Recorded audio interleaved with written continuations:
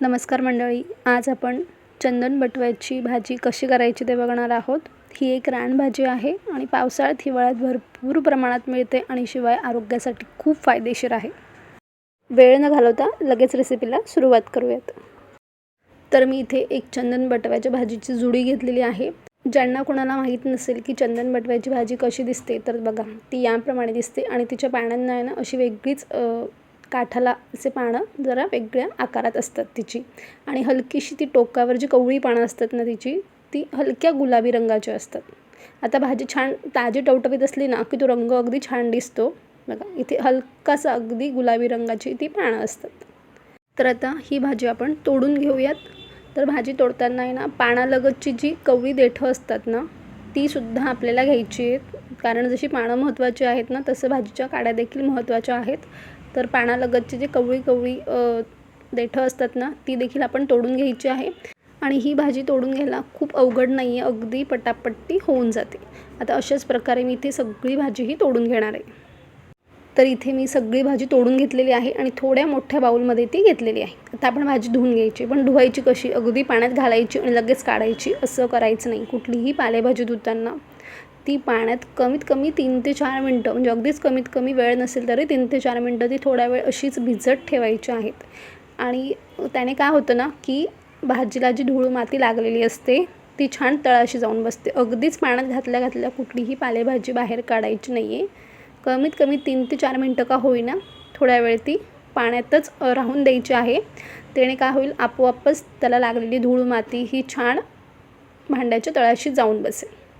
अगदी 3 ते 4 मिनटं आपण याला असंच राहून देऊयात आणि नंतर आपण ती काढून घेऊन पुन्हा एकदा दुसऱ्या पाण्याने स्वच्छ धुवून घेऊयात। असं केल्याने ना भाजीमध्ये अजिबात धूळ माती राहत नाही आणि अगदी छान निघून जाते। तर इथे भाजी स्वच्छ धुवून झालेली आहे आणि व्यवस्थित ती निथळून घेतलेली आहे। इथे मध्यम आकाराचा एक कांदा मी बारीक चिरून घेतलेला आहे, सोबतच एक 15 ते 16 लसणाच्या पाकळ्या घेतलेल्या आहेत आणि 3 ते 4 हिरव्या मिरच्या। तर लसूण भरपूर घ्यायचं आहे आणि हिरवी मिरची ही आपल्या आवडीप्रमाणे, आणि कांदा घालणं हे पूर्णपणे ऑप्शनल आहे। तर आता आपण फोडणीकडे येऊयात। तर गॅसवर कढई तापत ठेवलेली आहे आणि त्यात मी 1.5 पळी तेल घालून घेते। आता तेलही तुम्ही आवडीप्रमाणे कमी जास्त हे करून घेऊ शकतात। तेल छान तापलं की त्यात आपण बारीक चिरलेला कांदा घालून घ्यायचा आहे। आता बऱ्याच जणांना कांदा घातलेला नाही आवडत, नाही घातला तरी चालेल, पण घातला तर चव आणखीन छान येते। आता कांदा आपल्याला अगदी लाल करायचा नाही आहे, हलका गुलाबी रंग येईपर्यंतच आपल्याला कांदा परतून घ्यायचा आहे। आता कांदा हलकासा तेलात परतला की नेहमीप्रमाणे आपण त्यात अगदी थोडंसं मीठ घालून घेणार आहोत, जेणेकरून कांदा हा लवकर छान मऊ होईल। आणि कांदा घातल्यानंतर आहे ना, म्हणजे कांदा परतत असताना गॅसची फ्लेम ही लो टू मीडियम ठेवा, कारण अगदीच कांदा लालसर दिसायला नको, नाही तर मग तो दिसायला छान दिसत नाही आणि चवीलाही मग तो चांगला लागत नाही। कांदा छान गुलाबी रंगावर परतला की त्यात लसूण आणि मिरची ही मी जाडसर वाटून घेतलेली होती, त्याची भरड मी घालून घेतली। आता तुम्हाला जर लसूण आणि हिरवी मिरची ही कापून घालायची असेल तरी देखील चालणार आहे, पण जर लसूण आणि हिरवी मिरची कापून घातलीत ना मग ती कांदा घालण्याच्या अगोदर तेलात घाला आणि मग नंतर कांदा घाला, एवढीच काय तो आपल्याला बदल करावा लागेल। आता भरड घालून झाल्यानंतरही आपण छानसं परतून घेणार आहोत। हलकासा लसणाचा कच्चेपणा गेला तोवर जाईपर्यंत म्हणजे आपण परतून घेणार आहोत आणि लगेच यात आता आपण भाजी घालून घेणार आहोत। अगदी 2 मिनटं परतले ना तरीही पुरेसे होतात आणि यात अगदी थोडासा मी हिंग घालून घेते। हळद वगैरे यात घालायची नाही आहे, अगदी चिमूटभर हिंग घालायचं आहे आणि हिंग घालून देखील एक अर्धा मिनिटभर परतायचं आहे। आता हे सगळं छान असं परतून झाल्यावर आहे ना लगेच आपण त्यात भाजीही घालून घेणार आहोत। तर बघा, मी इथे भाजी चिरून घेतलेली नाही आहे, कारण भाजी खूप मोठी पानं नव्हती।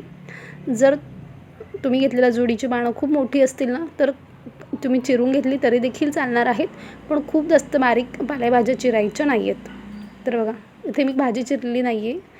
आता यात भाजी संपूर्ण घातल्यानंतर आहे ना छान ती मिक्स करून घ्यायची आहे आणि यात मीठ घालण्याची घाई आत्ताच करायची नाही आहे, कारण पालेभाजी म्हटल्यावरती दिसते जरी जास्त तरी ती परतवल्यानंतर पूर्णपणे चिमते आणि ती पूर्ण चिमली ना की मगच त्यात मीठ घालायचं आहे, म्हणजे आपल्याला मिठाचा बरोबर अंदाज येईल।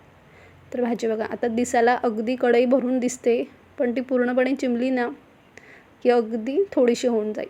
तर भाजी आपण व्यवस्थित तळापासून हलवून घ्यायची आहे आणि यात कांदा घातल्याने ना खूप सुरेख चव येते। जर तुम्ही नसेल घालत तर नक्कीच कांदा घालून बघा, या भाजीमध्ये खूप छान चव येते।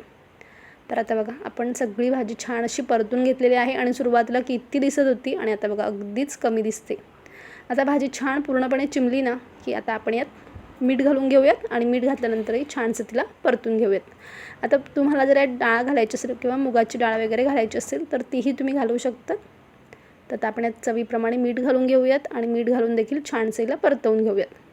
तुम्हाला ही भाजी डाळ घालून करायची असेल तर थोड्या वेळा अगोदर मूग डाळ भिजत ठेवायची आणि नंतर त्यात घातली ना की सोबत ती भाजीच्या सोबत अगदी डाळ छान शिजते आणि तीही भाजी चवीला अगदी छान लागते. किंवा तुम्ही यात दाण्याचा कूट घालू शकतात, त्यानेही सुरेख लागते. आता आपण या भाजीत जराही पाण्याचा वापर करणार नाही आहोत कारण पालेभाजी त्यामुळे अंगचं पाणी सुटतं. आणि बघा आपण एक 5 ते 7 मिनटं भाजी छान अशी वाफेवरच ती शिजवून घेतलेली आहे. आणि बघा आता भाजीला अगदी वरून पाणी घालण्याची गरज नाही लागलेली, अगदी अंगच्या पाण्यातच ती भाजी छान शिजलेली आहे. भाजी तयार झाली, आपण लगेच त्या काढायला घेऊयात. तर इथे आपली चंदन बटव्याची भाजी अगदी साध्या सोप्या पद्धतीने तयार आहे. आता ह्या भाजीमध्ये भरपूर प्रमाणात फायबर आहे.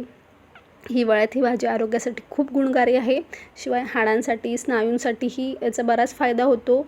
आणि सगळ्यात महत्त्वाची गोष्ट म्हणजे ज्यांना किडनी स्टोनचा त्रास वगैरे आहे त्यांच्यासाठी ही भाजी खूप फायदेशीर आहे. तर अशी ही आरोग्याला फायदेशीर असणारी चंदन बटव्याची भाजी नक्कीच करून बघा. आणि आजचा व्हिडिओ तुम्हाला आवडला तर व्हिडिओला लाईक करा आणि जास्तीत जास्त व्हिडिओ शेअर करा. चॅनलला तुम्ही अजूनही सबस्क्राईब नसेल केलं तर पटकन चॅनलला सबस्क्राईब करा कारण तुम्हाला अशा छान छान रेसिपीज अगदी सोप्या पद्धतीने शिकायला मिळतील. पुन्हा भेटूयात छानशा रेसिपीसोबत. तोपर्यंत धन्यवाद.